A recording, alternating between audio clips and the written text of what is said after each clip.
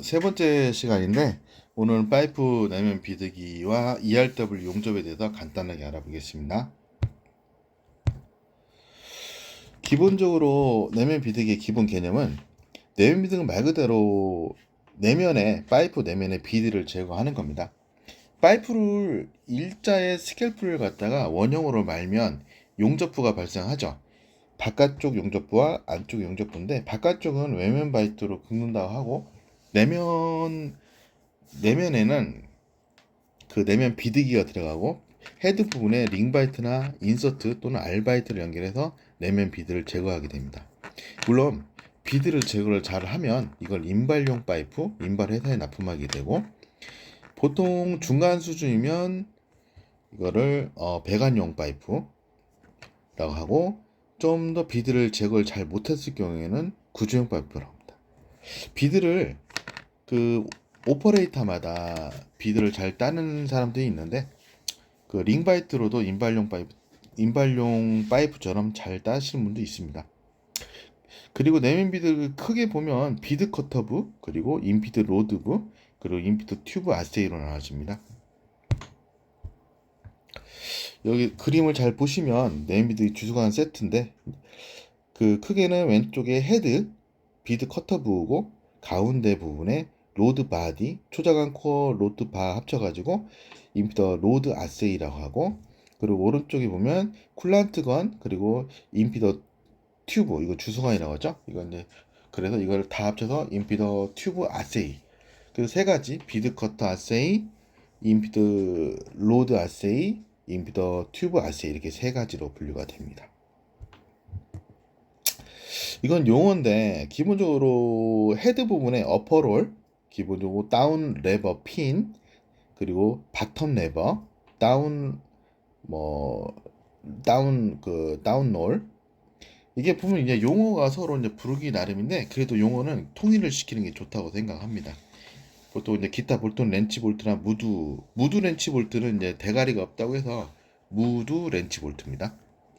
오른쪽은 이제 보통 이제 초경 다운롤이라든가 어퍼롤 다 초경입니다. 초경롤이고 여기 핀도 초경핀입니다. 그래서 이제 이거 같은 와이어라든가 이제 절삭을 해서 만들게 되는데 와이어 커팅 방식으로 해서 절삭을 하게 되거든요. 헤드를 만들 때는 헤드부의 분해도고요. 그리고 내면비드 이제 헤드 부분을 보면 이제 바이트 타입이 있는데 위에서 하나 둘 셋 네 개 링바이트 맨 마지막에 보면 황동색으로 된 링바이트를 쓰게 되고 밑에서 두 번째 세 번째 보면 이게 오른쪽에 보면 인서트 또는 이걸 알바이트라고 합니다. 물론 그 인발 파이프에는 보통 알바이트나 인서트 타입을 많이 쓰게 되거든요.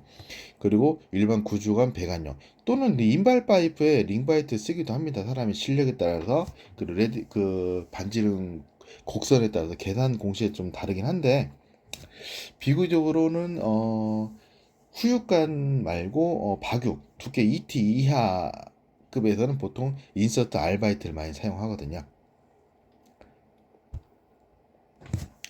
보면 위에 사진 보시면 초자관 로드 바디하고 초자관 연결되어 있는 거고요. 오른쪽에 보면 코어하고 로드 바디 그리고 그 코어 안쪽에 들어가는 물배관 이거 로드 바라고 합니다. 지금 여기 로드에 구멍이 뚫려 있죠. 이게 보면 물이 순환되고 물이 배출이 되는 거예요. 코어 안쪽에 들어가죠. 이런 식으로 회전을 하기 때문에 물이 들어갔다 나오는 구멍입니다. 왜 물배관을 코어 안쪽에 하냐면 나중에 뒤에서 설명하겠지만 코어가 열을 받으면 깨지거든요. 그래서 코어를 식혀주는 역할을 합니다.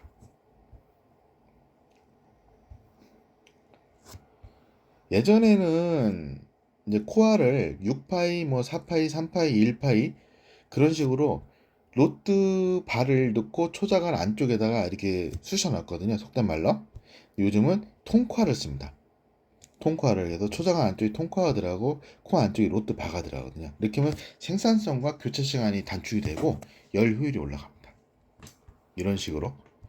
그리고 코어 이거 흑연이라고 하는데 코어 같은 경우도 골이 좁은 거보다는 넓은 게 좋죠. 왜냐하면 그래야 물 순환이 잘 되니까요.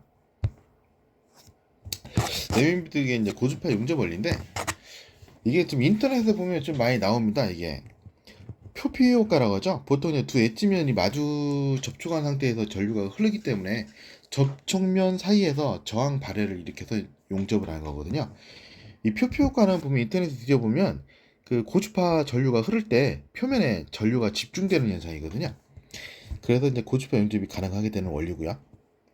물론 주파수가 좀 높아지고 주파수가 높아지면 좀 그만큼 침투 깊이가 감소하는 부분도 있고 온도에 따라서 깊이는 좀 달라집니다.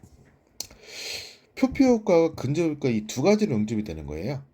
근접 효과에서 보면 서로 반대인 경우에 인접한 전류가 집중되는 현상이고요. 표피 현상이 일쪽으로 좀 볼 수가 있고 주파수가 클수록 강하게 나타납니다. 보통 이제 도체니까 관광사에서 많이 유용하게 사용하고 있죠. 계산식은 지금 오른쪽과 마찬가지고요. 우리가 보통 워크코일을 많이 사용하죠. 이 워크코일을 보면 고주파 유도 용접의 원리거든요. 워크코일에 전류를 전달해서 양 엣지 부에 유도 가해를 하는 방식입니다. 여기 보면 V 포인트, B 포인트인데 이 B 포인트에서 용접이 되기 시작하는 거고요. 그래서 이거를 용접롤 또는 스키롤 앞세톨이라고 합니다. 직경이 작고 두께가 얇은 튜브 파이프에 제작이 가능한데 물론 저기 좀 큰 회사 포항의 큰 회사들도 뭐 세아라든가 큰 회사들 있잖아요. 그런 파이프에도 ERW를 사용합니다. 유도 가열을 하겠죠. 유도 가열 파이프는 이렇게 동파이프 돼지꼬리라고 하죠. 동파이프를 사용하기도 하고 판재를 사용하기도 합니다. 근데 제가 보니까 판재보다는 동파이프를 좀 2단 3단 해서 근접거리를 해서 하는 게 더 효율적인 것 같아요. 물론 사람마다 좀 다르겠죠. 그리고 이제 그 용접롤 스키롤 앞세트 되는 부분도 용접이 되기 시작하거든요. 그래서 그 용접되는 부위를 B 포인터라고 하고 여기 워크 코일까지 간격을 워크 코일과 스키롤이 가까워지면 용접열이 올라가요. 용접열이 올라가면 어떤 현상이 발생하면 파이프가 녹아내리겠죠. 그래서 간격을 좀 주는 거예요. 약간의 냉각을 필요로 하기 때문에. 그래서 회사마다 좀 다른데 가까운 회사는 150짜리도 있지만 보통 200에서 250 기준으로 잡습니다. 물론 300짜리도 있고요. 고주파 유도 가해를 원리입니다. 보통 코일 형상의 도체 중심에 연구 자석을 넣고 넣었다 뺐다 하면 자개가 발생하고 여기서 전자 유도 작용을 발생하거든요. 좀 앞에서 말씀드린 이 내용하고 좀 비슷한 맥락이라고 보시면 돼요. 유도 가열의 원리인데 그 도체 파이프 안쪽에 흑연이 들어가죠. 자화가 되기 때문에 그 와전류가 발생해서 여기서 열이 발생하는 원리입니다. 이 두 가지 원리로 인해서 고주파 유도 용접이 되는 겁니다. 용접 원리는 두 번째인데 보면 오른쪽에 보면 제가 플러스라고 해놨죠. 이게 워크코일, 돼지꼬리 워크코일, 플러스 전류가 흐르면서 표피 전류가 표면으로 발생하고 파이프 진행 방향에 따라서 이 흑연 안쪽에 흑연을 마이너스 극이거든요. 흑연이 이 마이너스 극인데 이 흑연은 보통 초자관이죠. 초자관 유리솜입니다. 유리솜 FRP로 만들어가지고 유리솜인데 왜 유리솜이냐면 이게 자화가 유도가 되면 안 되거든. 그래서 비자성체를 만드는 거고요. 안쪽에 이제 코어 흑연 마이너스 그게 들어갑니다. 흑연은 이제 전기적 성질은 마이너스를 띠죠. 안쪽에 물 순환 로드를 이용해서 물 순환 시키는 거는 흑연이 열이 받기 때문에 열 받으면 끊어지거든요. 그래서 빨리 냉각을 시켜주라고 해서 흑연 안에 로드가 들어갑니다. 물 순환 배관이죠. 어떻게 보면. 그래서 플라스틱이 전류가 그러면 와전류가 발생하면서 유도 가열이 되거든요. 안쪽에 흑연의 역할은 뭐냐면 파이프 표면에 흐르는 전류가 바깥쪽만 아니고 안쪽까지 유도가 전류가 안쪽까지 스며들어야 하거든요. 그래서 안쪽에 흑연이 들어가면 플러스 극과 마이너스 극의 유도 전류가 형성이 되거든요. 그래서 파이프 안쪽에 유도 전류에 의해서 좀 더 열 효율이 많이 올라갑니다. 바이트 같은 경우는 보통 오른쪽에 바이트를 많이 사용하죠. 예전에는 이렇게 좀 굴곡이 좀 완만한 그 8면 바이트를 사용했었는데 요즘은 사면, 이렇게 오른쪽처럼 사면만 사용하는 바이트를 많이 쓰죠. 그리고 내면의 링 바이트와 인서트 또는 R 바이트라고 하죠.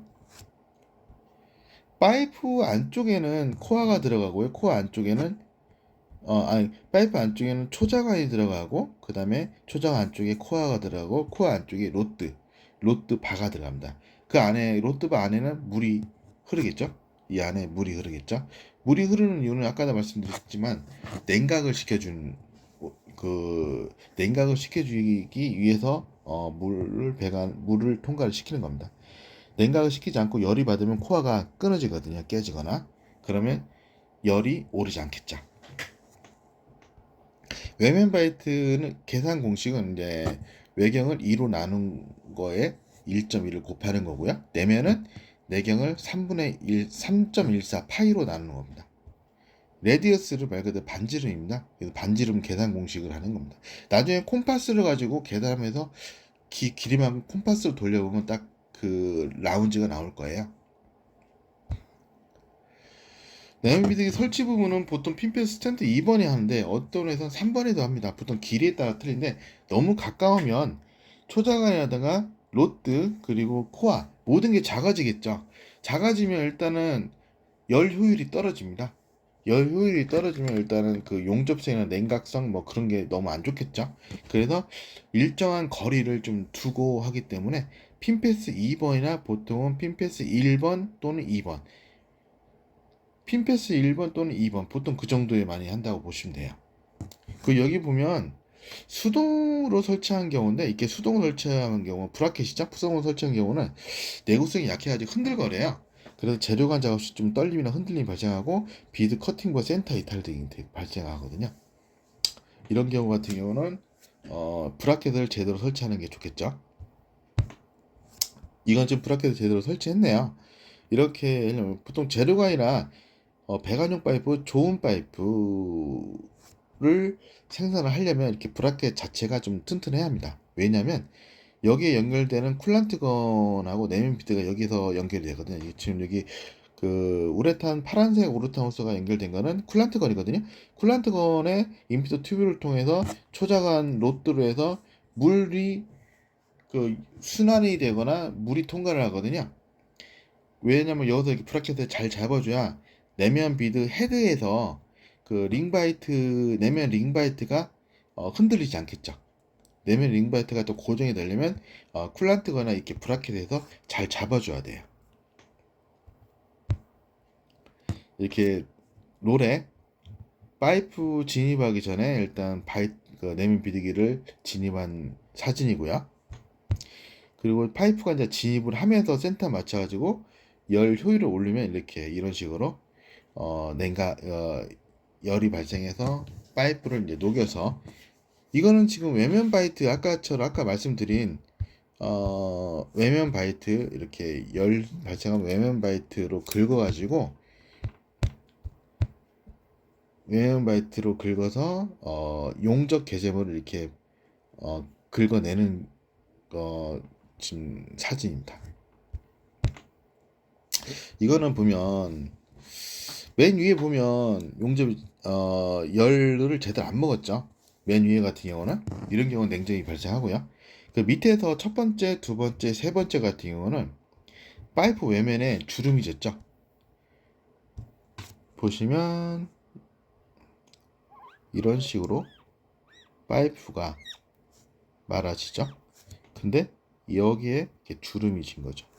그러면 파이프의 이런 부분이 제거를 해도 바이트로 제거를 해도 이 부분이 깨끗하게 안 나오죠. 이렇게 주름이 지는 거죠. 이런 경우는 밴딩 테스트를 하면 터지거든요. 그래서 좀 위험한 경우고 여기서 제일 좋은 거는 이 경우 여기 보면 깨끗하죠.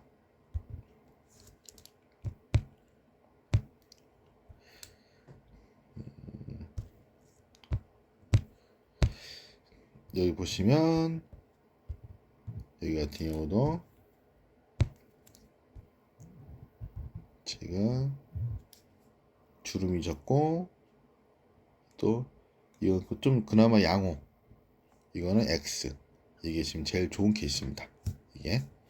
이게 사진이 이래도 지금 이런 경우 같은 경우는 용접이 됐고 이렇게 용접이 됐고 여기 살짝 개재물이 튀어나온 건데 일단 바이트를 하면 이 부분은 이제 용접이 잘 된 경우 이런 경우 같은 경우는 용접이 개재물이 좀 더 많이 침투가 된 경우에요. 약간 위험하죠. 이런 경우는 아주 위험하고요. 이런 경우는 파이프가 위에 개재물이 깊이까지 혼입이 된 거예요. 이런 경우는 스페트라고 하죠. 근데 용접을 할 때 용접부가 튄 거예요. 그래서 이런 경우는 상당히 안 좋습니다.